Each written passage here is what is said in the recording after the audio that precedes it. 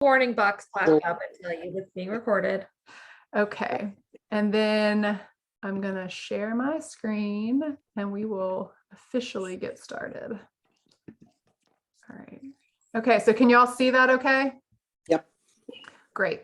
All right, let me get, oops. So the downside of Lake and I being in the same place, we like to see each other in person sometime. We only live about 30 minutes from each other, so it's great, but we only have one computer going when we do that. So yeah, we tried to figure out how to do it with us both on the calls on each of our computers, and yeah, it just does not work.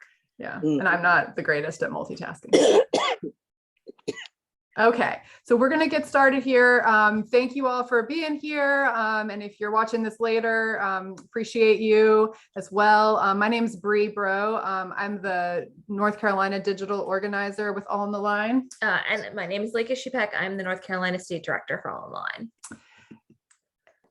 And All on the Line is if you're new here, or you're watching this for the first time, it's a 501c4 campaign to bring people together across every issue to win on redistricting this year. Our goal is to increase grassroots engagement in the redistricting process and create and encourage opportunities to defend our democratic ideals and raise awareness about how gerrymandering harms policymaking. Yeah, so today we'll just quickly tell you what we're going to do. We'll go through some introductions, and then we'll talk about why we're here, in particular why we're doing an LTE training. We'll go through the 101 for LTE, and then we'll have some time for you to actually write. And in case anyone's wondering, LTE stands for letter to the editor. And we'll talk about why they're so important as well. Okay, so we would love to, know who's in the space with us here live, and let y'all kind of meet each other a little bit. So if you're comfortable, we'd like to invite you to put your name, your pronouns, where you're joining from, and just say a few words about what a fair map looks like to you. What does a fair map of North Carolina, a fair voting map look like to you? Again, if you've just joined us, want to just mention that this meeting is being recorded so that folks who weren't able to be here live can watch it later. And feel free to use your mute and unmute button. If you have questions, you can just come off mute, or you can put them in the chat. Although, as we mentioned, we only are using one computer. And so my multitasking is, it is what it is. So we'll try to get to the questions in the chat, but we might take a look at those a little bit later when we have a break.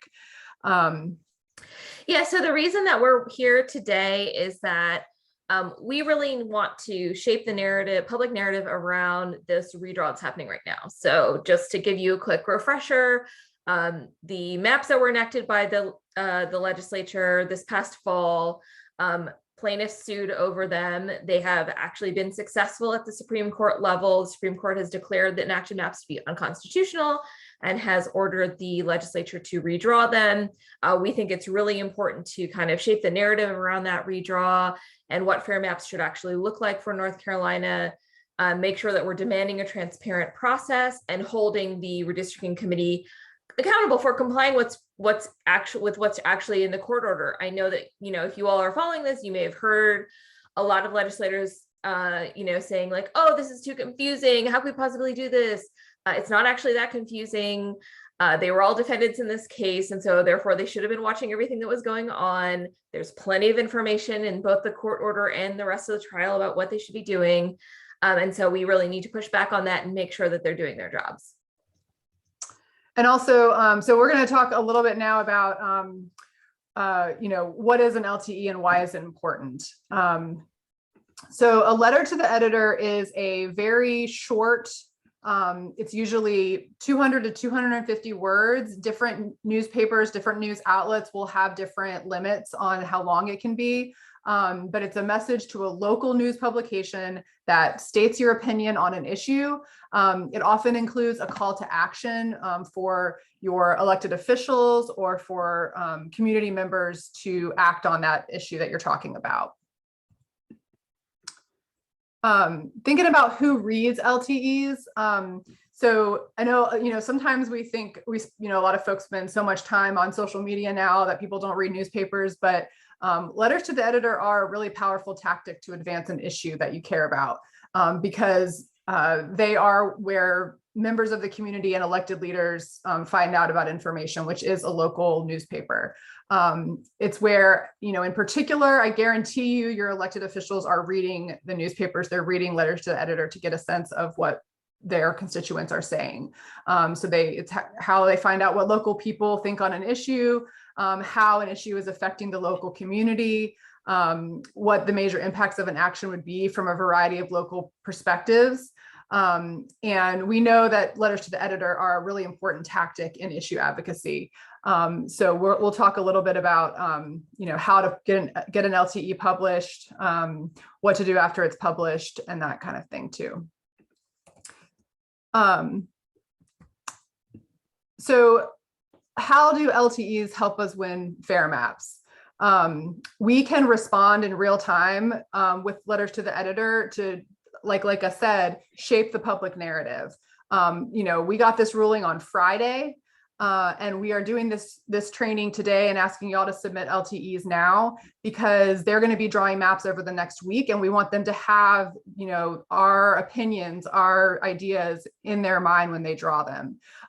They energize our supporters. A lot of people read these letters to the editor who might not be paying as close attention as y'all are to redistricting. And so this is a way to make sure that, other people are aware. There's a lot of polling that shows that North Carolinians care about this issue. They don't like gerrymandering. They want fair maps.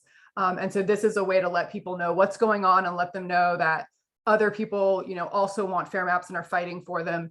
It demonstrates our numbers and power to the opposition. Unsupportive lawmakers see the number of letters and see the level of support for this issue. And that's really important. They are walking around thinking that, they have the majority of people agree with them. And that's just not true. So it also helps persuade people who are on the fence. A strong letter to the editor can really, it's coming from just a regular person. It's not, spin or a politician talking. So it's really helpful for people to read, letters and understand how their friends and neighbors are thinking about an issue. A few just tips for letters to the editor. Keep it short. Make it personal or local if you can. Share how the issue affects people who live in a particular place or how you personally are affected. Avoid wonky policy details. This is not the place to get into like the weeds on redistricting or anything like that. It's very short. It's very to the point. Use powerful language. Get your point across. It's only 200 and 250 words. And it's actually, I know for me, a lot harder to write short. It's a lot harder to write short, especially for, I know some of y'all who are like, you're super passionate about this issue. You have a lot of thoughts. Probably cutting down is going to be your issue. It's editing down to making a really strong, short, to the point letter is the trick actually.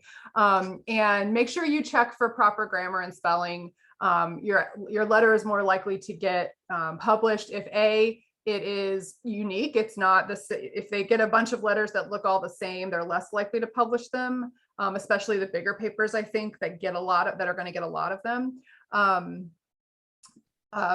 But they're also more likely to publish them if the spelling and grammar is already correct. Okay, I just wanted to share this because a volunteer from Greensboro sent it this morning, and I was really excited. So she is a expert letter writer, and you see on the picture it says "Just be fair." This is what a letter to the editor looks like when it's published.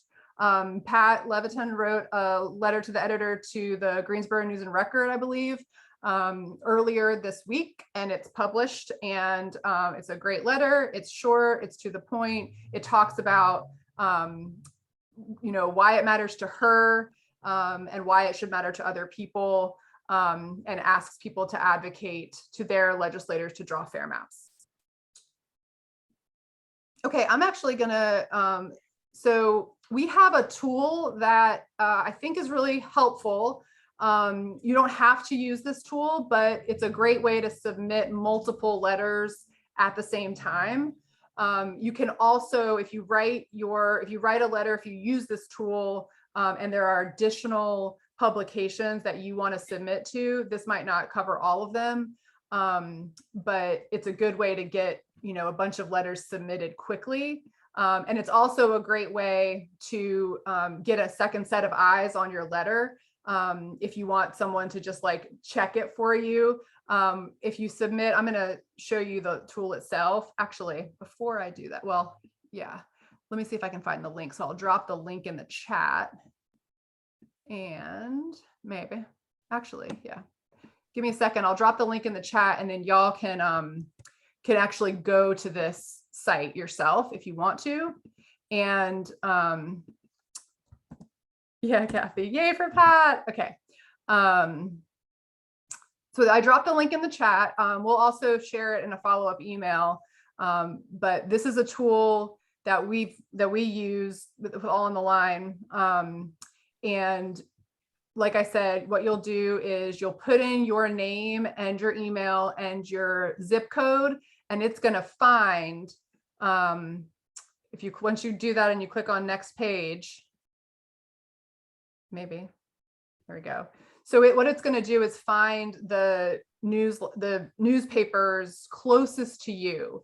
Now, I will say the tool's a little bit wonky. It's not perfect. So like, it's weird to me that it doesn't bring up the News and Observer to me. But like I said before, I can always submit to the News and Observer separately.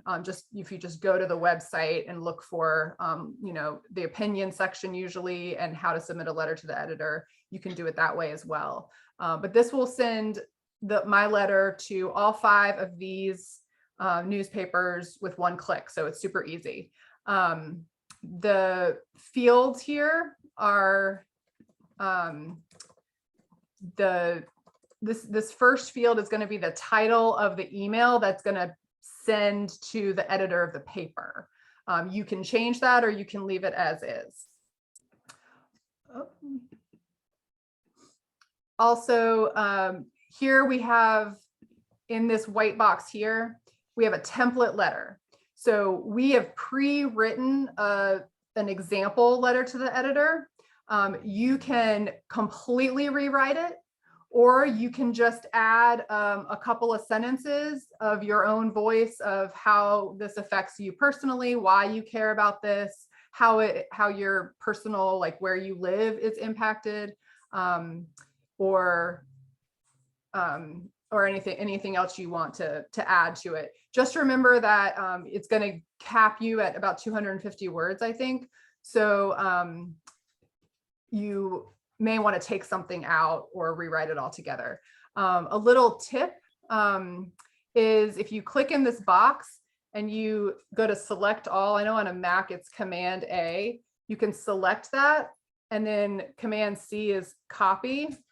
You can copy that letter, the template letter, and then open up a Google Doc or a Word doc, and then Command V to paste it. So you can copy and paste the letter into another document if it's easier for you to write there. And I can go back over that, and I can also send those instructions in an email if that's helpful for folks. So this is it's a little easier to see in this Google Doc, but this is the email that we've pre-written. And again, what we'd like to invite y'all to do now is take a few minutes. We'll answer any questions that you have, and then let's take some time to edit this letter to make it your own. Again, you can rewrite it if you want to write your own from scratch. That's great, but we wanted to make it as easy as possible. So what questions do folks have about after that we've said so far? Good morning. Good morning. How are you? We're good. How are you? I'm doing well. This is my first time meeting with this organization. And my question is, it's good that you're showing each one how to do these letters, but I want to know, what is the percentage of the letters that are sent in to these editors that are worked upon? That actually Like, are and I edited, forgot- that people change? Pardon me? You mean letters that are sent in that people actually customize? No, I'm asking about the letters that are sent in. Because maybe I'm not understanding this meeting, but like you're showing us how to write these letters to the editors to make changes.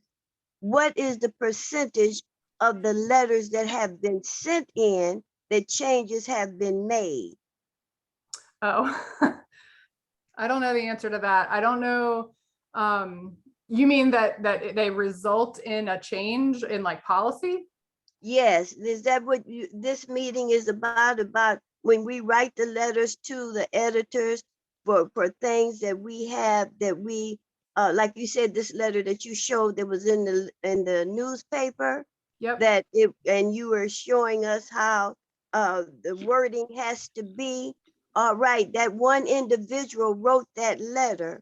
How many letters coming from individuals to these editors have changes been made because of what the wishes of the individuals that sent them? That's a good question. I don't know that there's any way to know like a metric of how many changes were the direct result of letters to the editor. I think that this exercise of writing a letter to the editor is more about, expressing your opinion, sharing it publicly, and shaping the public or participating in the public conversation. I think I'd also say that like letters to the editor are one tactic among a lot of different tactics that I know, if you continue to come to All on the Line stuff, we do a lot of different things. This is one way to push on this. And so we're always, whatever issue we're working on, we're always doing it from a bunch of different directions. We've definitely seen some results in terms of the previous process getting more public hearings, them changing the way they did transparency a bit because of the things that we pushed on. But we're never just writing letters. We're always doing a bunch of different things. So we don't have I don't have an answer for, the number exactly, but I do think it's one important tool in our toolbox as advocates.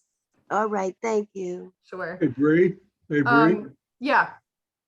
The only thing I might add, there's very few things in life that result from just one thing. So if there's a change that's made, almost invariably, it's almost always because of a whole string of things that have happened to build pressure and force someone to take some action. So this is one small little link in the chain of trying to build some of that pressure. That's right. That's right. Thanks, John. Trish, did you have a question? Yeah, I had a question about two statistical things, and I don't know whether they're too heavy to put in. One was the amount of money that we spent on litigation the last go around that's wasted taxpayer dollars. And the second one is, do we have an estimation of the proportion of people in the state who are angry about this and want to change? I think there's some polling out there about people who, I think actually Carolina Former did some recent polling about, whether or not people think that there are problems with the maps, and it was great majority of people, Yeah. who have a problem with the maps. So Or we would be safe in using the word large majority or Yeah. just majority. Oh yeah, Okay. definitely. Yep, I think the And majority is right. I And you may be able to Google the amount of money. I don't know a number offhand, but I it's in the remember millions. knowing it before. But It's more than $10 million. More than $10 million Over the has been past spent decade. on litigation over the Yeah. past decade. okay. Um, We did Hi, use it before. Thank you. hi, I'm I'm Patricia. Can you hear me? I'm Oh, you're so Pam, good. and I think I had my hand up. Yes, first. Pam, Pam, and then we'll go to Pam and then Patricia Thank and you. then Charlie. I just wanted to add to the responses to Cecilia, which I agree with. It's very difficult to measure the cause and effect, and how much one particular thing may have contributed to a change in policy. So it usually does take, a variety of actions. But on the other hand, I have seen, and I know I can speak for myself, where an individual's letter just kind of touches you. And it can be a call to action. You see their letter and it's like, they're right. I need to do something. And it can also have that effect on a legislator. And I think that's where the personal piece comes in, because those are the stories from the heart that other people can relate to. Thank you. That is so well said, and I completely agree. And we haven't talked a lot about how to include your personal story in this particular kind of letter, but I do agree that the more you can make it personal, the more you can really speak from the heart, the more powerful the letters are about any issue, including redistricting. And I think it's especially important around this issue because for so many people, this feels very wonky and technical, but it's actually really about representation, which is very personal. So thank you for that, Ms. Jones. I see, I think we were going to go to Patricia next, and then I see more hands and we will go to. That's Trish again. That's just that my identification there is poor. My question was, has anybody from AOTL written in an issue segment, the ones that they put in like the Charlotte Observer when they don't use the letters to the editor and they have larger spaces available to citizens who have written in? Is there anybody on your group that has asked for that kind of space? Otherwise, I don't think the Charlotte Observer, which is dealing with 1.5 million people, does have enough information about this for everybody.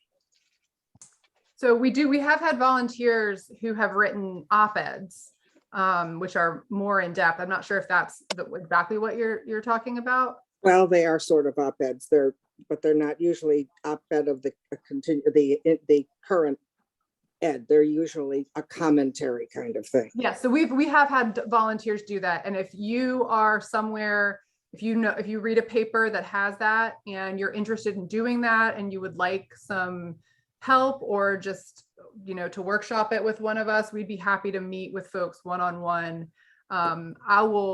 Y'all have our email, but I'll put my email in the chat as well. And if anyone wants to reach out to talk about, something that they're interested in doing of that nature, we would be very happy to help with that. And I keep saying that we should do it, but maybe you're a bit busy at the moment. I never miss the letters to the editor, but I have found myself now intensely drawn to these public commentaries that are usually in lieu of the editors for that day. That's really interesting. That's a great idea. I will definitely look into that. I haven't really checked that out very closely. Okay, thank you. I think we're gonna. I think Patricia Gutzwiller. I'm sorry if I'm not saying that correctly. Yeah, and then thank you. I see several folks in line. We will get to you. Okay, great, thank you. So I'm in Greensboro, North Carolina, and the way the maps were drawn would have split Greensboro in half. So, and I don't know how to express that in a letter to the editor, but that's you don't split a city in half. That's how people. I mean, people live in Greensboro because they like to live in Greensboro, and people are kind of, it's very different from, the splitting Greensboro in half or 3 ways or whatever it was this time, because then you get people who are just completely different perspective in terms of how things, but how do you say that in a letter to the editor? That's what it basically are. Sure. Yeah. So thank you for that question. That's a great question. And I think you actually are, you're really saying it. People live in a place and they have interests because they live in that place. and their interests should be respected in the map so that they can get the representation that's going to, listen to them, that's going to represent their interests in Washington or in Raleigh. And so I think you're talking about the congressional map where Guilford County is split into three districts. Right. And then Right. each part is connected with very rural areas so that the rural voters are going to overwhelm people who live in Metro Greensboro. And I think just thinking through, like what do representatives do? And how are you going to be represented if your vote and your voice is really overwhelmed by people who live in a different area and have different interests? And if you want, again, if folks want to reach out for some time to sit down with me or like a one-on-one, we're happy to do that, to kind of workshop specifics of your letter. That we're happy to do that. And we have time to do that now as well. And we also, I will send around a video. We have some videos on, what's going on in each of the bigger metro areas in North Carolina, that I might be able to send and share with you, Patricia, to help you think through, why that's bad. But it's really, how's it gonna impact your ability to be represented? Yeah, well, I mean, we've already seen that, in the last 2 years, because our district was one of the ones so, we feel represented at the federal level for the first time, like in, 4 years. That now that's your sentence, right? You've had it both ways, and you feel represented now and you didn't before. And I think that's enough to say, Okay. Thank you very much. That's helpful. Yeah. Great. Okay. I'm going to get to everyone. Charlie Davis. Yes. And I'm here with my wife, Gail. We wanted to know where we can get specific information about the maps, and we're in Eastern Carolina. And so how the map is shaped is probably not going to change our representation at all, but a sense of what specifically might be some of the issues, because whenever there's a crooked border that's not following the county line, somebody's done something for a reason. And so where can we get that information on the specific maps? So that we can make it particular to our area and also make it specific enough that we can make it personal. Sure. Yeah. Yeah. So I think we could probably find it pretty easily, but I know that Carolina Forward has a data page where they have loaded all the maps into Dave's Redistricting, which is a redistricting app. But one thing that does, unlike the kind of PDFs that have been released by the state legislature, is when you go into Dave's Redistricting in those maps, you can zoom in, you can look closely, you can find where you live, and it's much easier to tell what's going on in your particular area. So that's one thing that I would encourage you to do. Also, again, like Bree was saying, if you need help with that, you can ask us for time to work with us one-on-one to figure out how to look at those maps because it's complex, I know, and people aren't always comfortable doing it on their own. So yeah, both go to that site, but if you're having trouble, please get in touch with us. Thank you. Thank you. And the site's up on your screen right now. It's carolinaforward.org/data. And you can click on any of these maps. I'll just click on the congressional map real quick, just so y'all can see. And I will also, in the follow-up email, we have a little tutorial on on getting in here and seeing what all this does. And if we have time, in our hour, we're happy to go back and do this a little bit more in depth, but this allows you to really go in and see, at the precinct level, it's got data over here on the right. If you scroll over a precinct and if you know an area, you can get a sense of what's might be going on. And I don't want to add more complications to this, but just it's obviously, I don't remember the number of my precinct. So, but if you go to the left side and you go to that overlays tab, you can actually put you can put a background map in there. Oh, I guess they've already set it on. So like when you're zooming in, you will see sort of a background that kind of looks like Google Maps. So you can actually look at roads and stuff like that and maybe have a better sense of where you actually live than if it's just a map with no like landmarks or anything. I want to just make sure that we get to everybody's questions, then we can go back to this. If folks are interested in this, we can go a little deeper into this as well. Which link isn't working, Linda? I got a direct message that one of the links I shared isn't working. So, oh, I probably typed my email in wrong. That would be very like me. That looks right to me. It may just not be a link. You may just have to copy and paste it. Yeah. My email is BROUGH at redistrictingaction.org. And you all will get an email, a follow up to this meeting later today or tomorrow morning. Well, I will send an email and y'all will have my email. Okay. Let's see. Emily Strader. Yes. Thank you for this event today. This is very, very helpful. Number one, I'm going to be sharing this with a larger group. And the copy, you said that you are you're recording this. I would like to share that recording with a larger group of people. So I'll be sending that. And I was wondering, where is the recording going to be that I could copy and paste that link? Great question. And I think that someone else had put that in the chat. So the recording, we'll put it on YouTube. Yeah. Yeah. Okay. We have a YouTube, All on the Line North Carolina has a YouTube page. We have a bunch of trainings on there and videos, little videos about everything we can manage to make a video about. And we'll share the YouTube link to the recording. We'll get it up sometime today. Right.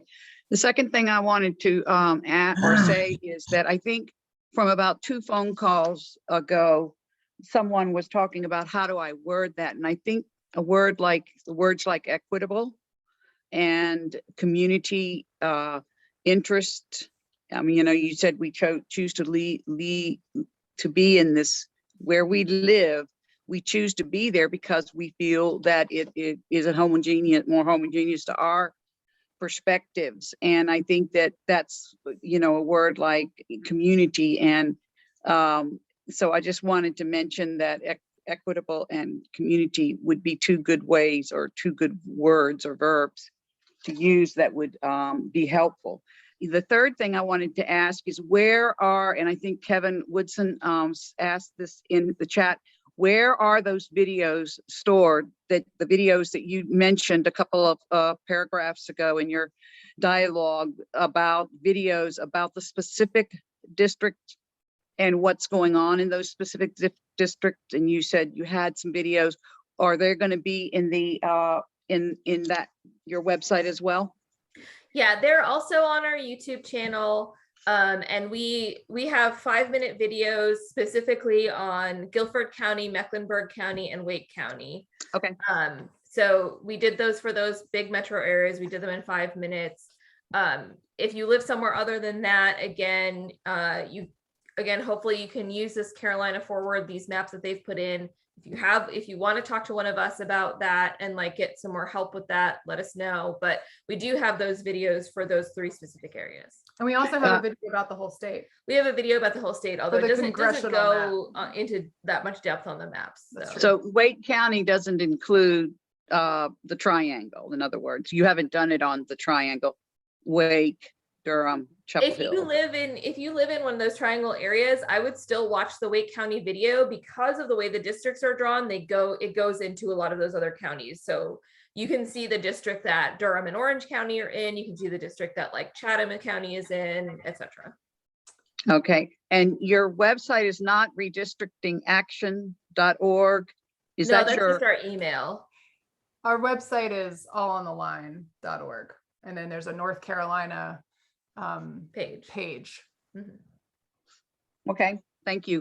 Give Yeah, but other people. but the videos are on our YouTube channel, so you would have to go to YouTube and look for All in the Line, North Carolina. And we'll send Thank direct links to And all we- these resources. yeah. That's the easiest way to. Okay, and how can we reach out to you if we would like individual help? Did email you? And I mean, I don't know, do you respond immediately, or do you only read your emails periodically, or could I count on today or tomorrow or hearing I from will you respond within? within 24 hours. Okay, I think I can say that I can do that. And I will also include a link in the follow-up email where you can directly book a time on my calendar. thanks so much. Sure. Thank you. The next person that I have is Kevin Silva. Yeah, hi, is my audio working? Okay. Yep. Okay, a few quick things. Number one, is it Carolina? Let me pull it up again. CarolinaForward.org/ was there a Data. slash? /data. Yeah, it's in the search bar on your screen right now. Okay, data. You're looking at Done. A point relative to what Pam had raised before. Just legislators and or their staffs knowing that people are paying attention and care is effective in and of itself. If they never hear about anything, they assume they can do what they want to do and nobody's really paying attention.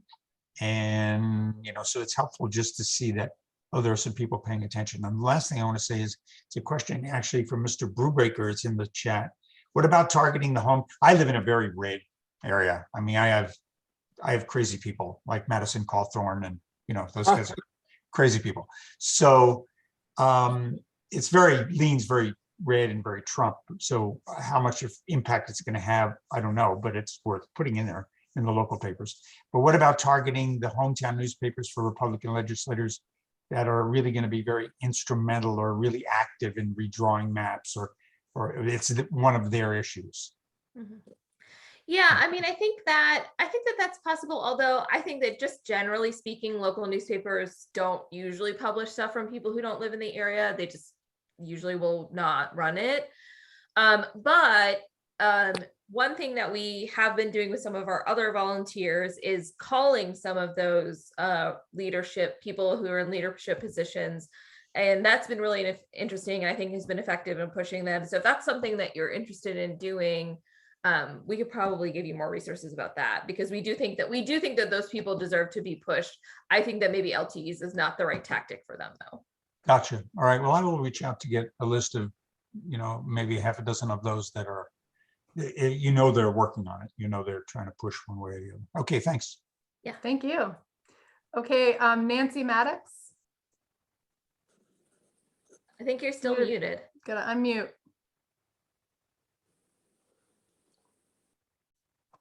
Can you hear me now? Yes. Yeah. Okay. I have a question on the kind of personal aspect of the letter. Just how personal can you get? And I just want to give a tiny vignette that in 2017, I am 80 years old. It was the first time in my short-legged life I've marched, and I was in the Women's March. And our local state senator put a big article in the paper saying that all of those women who marched were so stupid, if their brains were large, you couldn't grease a skillet. Well, I have had, and she is so anti-women, it just gives me chills. But how, so I was going to work really hard in 2020, and I looked at the map and I just threw my hands up. There's no reason she's going to win no matter what. So what can you do in a district that's just, it's been that way for years? Mm-hmm. It's Kernersville, and it goes up to King and comes around. It has practically none of Winston-Salem in it. Mm-hmm. But you can't get that personal, right? Yeah, you can.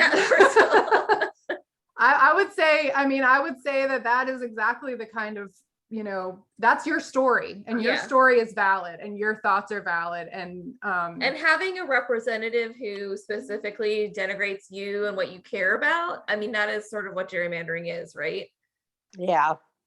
And I mean, Kernersville is an area that is, you know, Forsyth County is gerrymandered. They are intentionally drawing districts there for partisan advantage, not because there's a, Yes. a particular It's- reason for the districts to be the way they are because of I agree. communities of interest or Yeah, and I will say that your area is very crucial. It is one of the areas that's being litigated. It's one of the most egregious areas on the map. And so I think that you continue to work on this is actually really, really crucial because you are in one of those sort of hotspot for gerrymandering areas.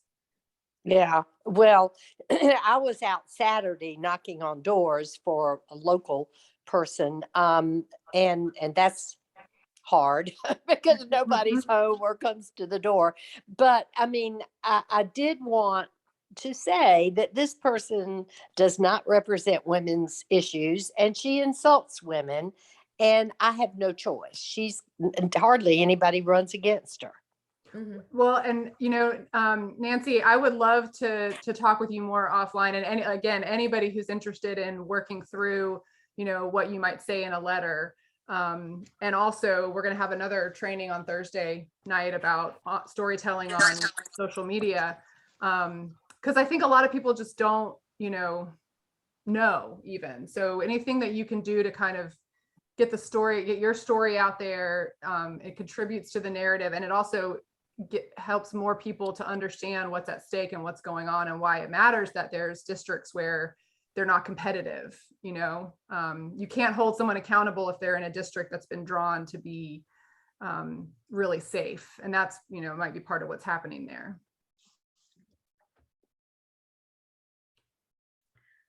I don't think a newspaper is going to want to hear my story because that's going to be a little controversial.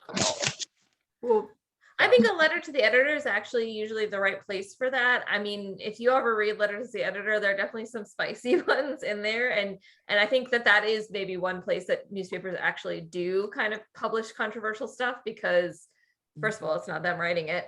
And that's the kind of letters to the editor that people get really interested in. Yeah, so you're not a reporter. reporter. Yeah, so I It's your actually think opinion. yeah. Well, I was at that march with my granddaughter, my daughter, and me.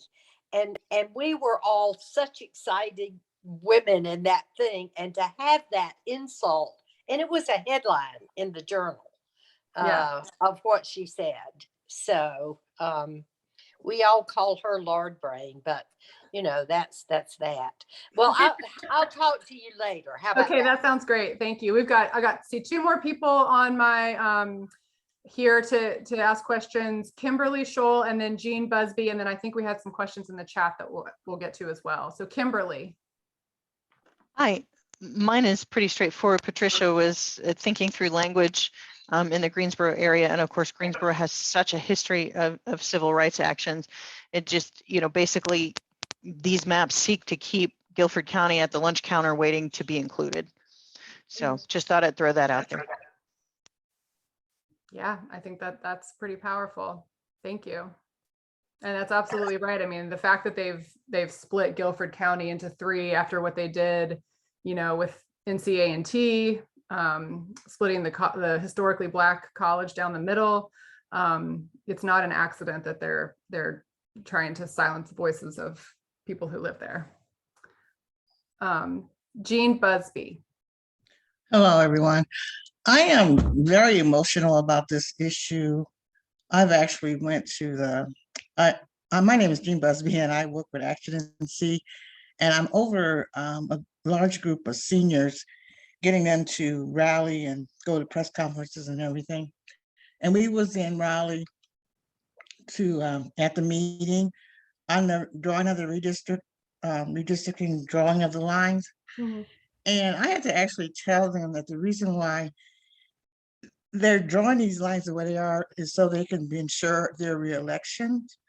And it just, you know, they don't do anything to represent people that, you know, the people that need, care about their issues. My question is, how would you you know, like I said, I'm emotional about this thing. I'm upset. It just makes me mad. And how would you get a group of seniors together to write letters to all the representatives? Would that be a good idea to do some kind of action? You understand my question? Yeah, I think that would be a great idea. And I would, again, be happy to talk more, offline about how we could support you to do that. I think seniors are a great group to do that, partly because they, have perspective on the history of, the political landscape in this state. And, just helping them, I think helping people to just think through what it is that, here, let me put it back on here. There's some questions that I put together that I would encourage people who are interested in writing on this topic to just think through. Yeah, writing workshop. That's the word I was looking for. That's what we're looking for. Well, thank you, Jean. You just segued into our workshop here. So I wanted to show you all the tool, and then I think, if you were to just write your own, try to think about your own answers to these 4 questions. And I know that that's probably easier said than done, but just, if you're going to do a workshop with a group, you can also just talk about it like we've been doing here. What does a fair map look like to you? What is it? If you think about what a fair map would look like, we heard people in Guilford say, not in so many words, but maybe Guilford should all be in one congressional district. That would be more fair to the people in Guilford and to their ability to elect representation for themselves than being split into 3 different congressional districts. What does a fair map look like? It doesn't split communities of interest. Things like that. And it's going to be different for different people, depending on where you live and who you are and what you care about. But, most of us have an idea of what a fair map looks like. Why does this matter to you? If you are a person who's been impacted by living in a district that's where you've been disenfranchised, or you've been disenfranchised for any reason, this is going to be very personal.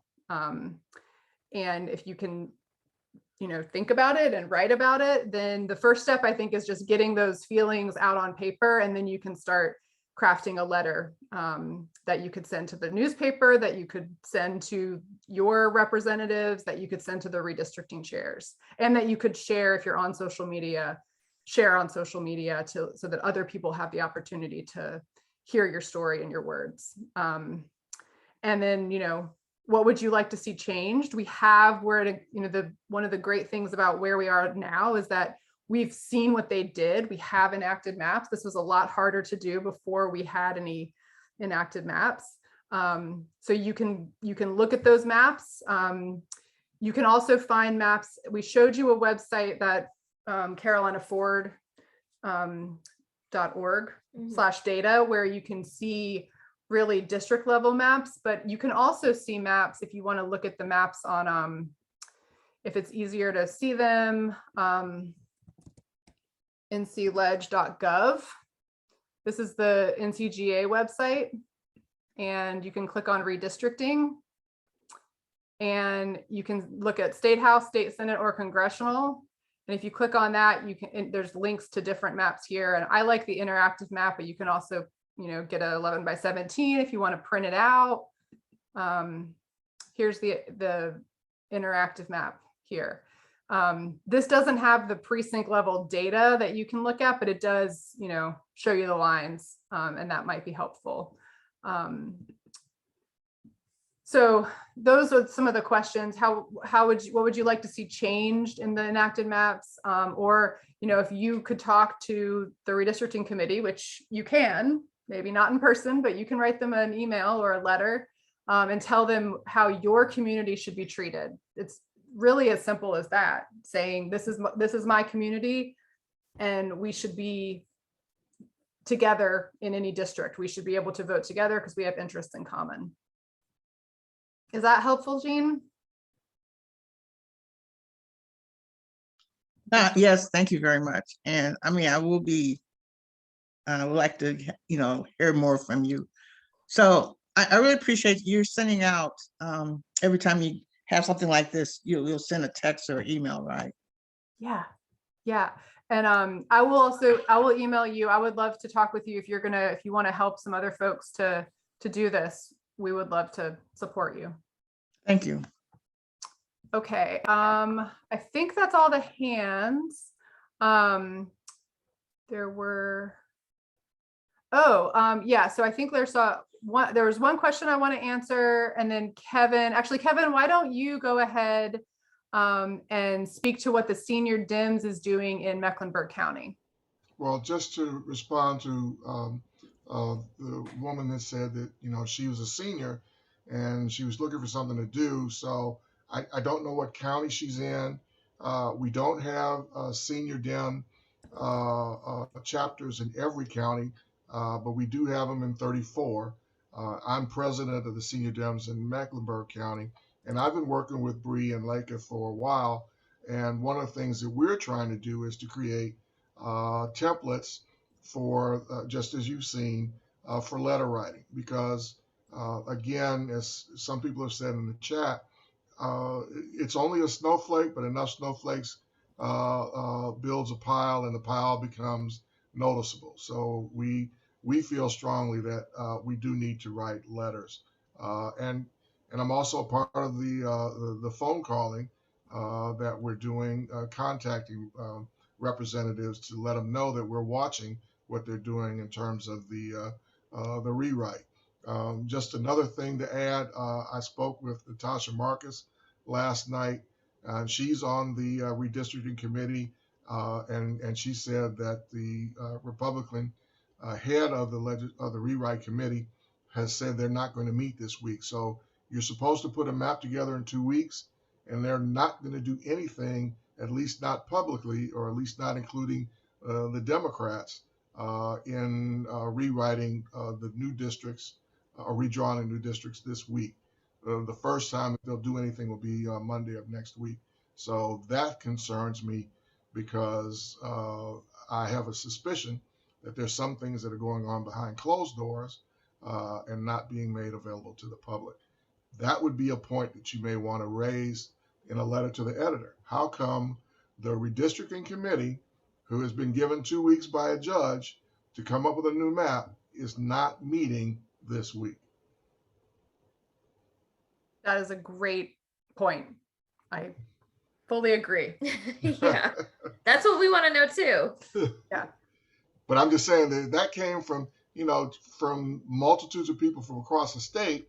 That tells that people are looking at this, and maybe I can't be as hidden with my actions as I'm used to doing. So. Yeah. Agreed. Absolutely. Thank you, Kevin. Let's see. I think there was a question about Scarlett. Are you still here? Can you speak to how the Scotus ruling may affect us in NC? I think the only thing we can say about that right now is that the current case in North Carolina is a state law case. It's based on the state constitution. It's in state court. The Alabama case was about federal law. It was in federal court. Those are two different court systems. And so, I think we've definitely heard from experts saying that those two things should not overlap in any reasonable sense. Okay, are there any other questions? If you have a question, you're welcome to unmute and ask it. The moment. Well, we didn't have as much time. We have 6 more minutes. We didn't have a lot of time for, sometimes we let folks have 10 or 15 minutes to actually try writing. But I feel like it was important to get to everyone's questions. So we would like to invite y'all to work on your LTEs. I'm going to share the link to the tool again. in the chat. We'll also share in a follow-up email, and along with the other things that we said we would share. Thanks, John. And we would ideally, we'd love to have folks try to submit an LTE by the end of the day tomorrow so that they can run over the weekend or early next week. If you don't get to that by then, that doesn't mean you shouldn't submit something. We will, so I think I said this a little bit, but if you use that tool, how it works is when you click submit, I get an email and I will look at your letter and read over it and just make sure that like everything's in order. If there's any flags or, there's anything in there that, I think you might have not meant to leave or not meant to include, then I'll send you an email and check in about it. But otherwise I'll approve it and it'll get sent immediately to those publications. And also we have a, All on the Line North Carolina has a Facebook and a Twitter page. If you're on social media, you can follow us there. Leica and I also have our own Twitter that we post on frequently. And we are having another little storytelling workshop on Thursday evening that's going to focus more on, again, on how to come up with our own redistricting stories, but focusing on how to translate those and share them on social media. So I'm going to stop sharing my screen and I will find the link to that and put it in the chat. And I'll also include it in the email. So if you don't want to copy it from the chat, that's fine. Anything else that would be helpful for folks? But you guys have been very helpful, very helpful. Oh, thank Okay, you. good. Yeah, I would like to say thank you as well. One of the things that maybe I plan to look at it tomorrow evening as well is who would be people to call if we wanted to call, and are things like sending postcards to individual. Is there other ways besides a letter to the editor? We're looking for other ways to expand, reaching. Would it be, who would be the name of the people that would be good to send postcards to, or to call that office or whatever? That would be helpful to know. Yeah, just generally, we'll say that the people that you would probably want to call are the chairs of the redistricting committee.